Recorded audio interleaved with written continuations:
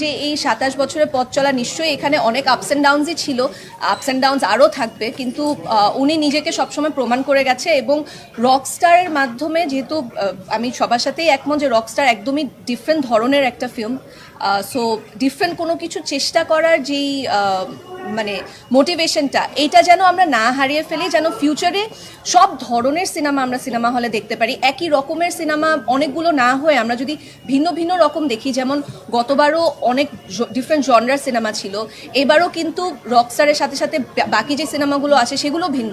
So আমরা চাইবো যে পরের বছর ঈদে আমরা যেন আরও ডিফারেন্ট ডিফারেন্ট ফিল্ম দেখতে পারি। সো এই নতুন কিছু ট্রাই করার এই মোটিভেশনটা না হারিয়ে আমরা যেন একটু পজিটিভ সাইডটাতে ফোকাস করি, আমি এটাই চাইবো।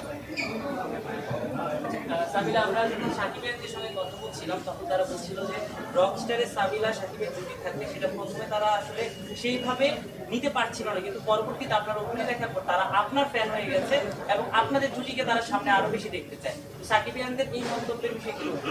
ডেফিনেটলি এই মানে যখন আসলে কোনো কেউ পজিটিভ কোনো কিছু বলে, স্পেশালি পুরো টিমই একটা কাজের পেছনে আসলে অনেক কষ্ট করে, একটা কাজের পেছনে অনেক স্ট্রাগল থাকে। আমরা তো পর্দায় আসলে ফাইনাল প্রোডাক্টটা দেখি, এটার পেছনে আসলে একদম রিলিজের আগ মুহূর্ত পর্যন্ত, ইনফ্যাক্ট রিলিজের পরেও আমাদের কি পরিমাণ টেনশন, কি পরিমাণ হার্ডওয়ার্ক থাকে এটা আমরা বুঝি।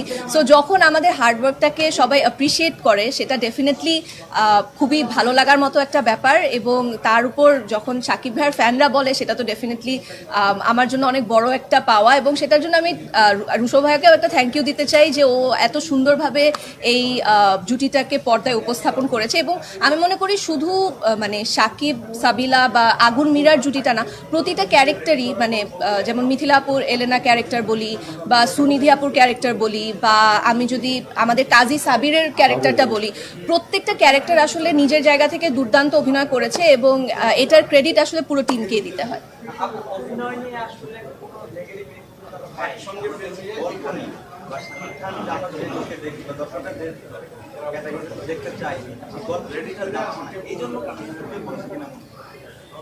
আমি মনে করি যে আবারও একই কথাই বলতে হয় যে নতুন মানে গল্পটার যে পেসিংটা, এটা আসলে আমাদের ইউজুয়াল যেটা আমরা দেখি যে অনেক ফাস্ট পেসের গল্প কিংবা অনেক অ্যাকশন থাকছে, আইটেম সং থাকছে, সেরকম গল্প এটা না। এটা কিছুটা ঠান্ডা ধাঁচের গল্প, গল্পের স্টোরি টেলিংটা আমরা যদি একটু বলি একটু ডিফারেন্ট।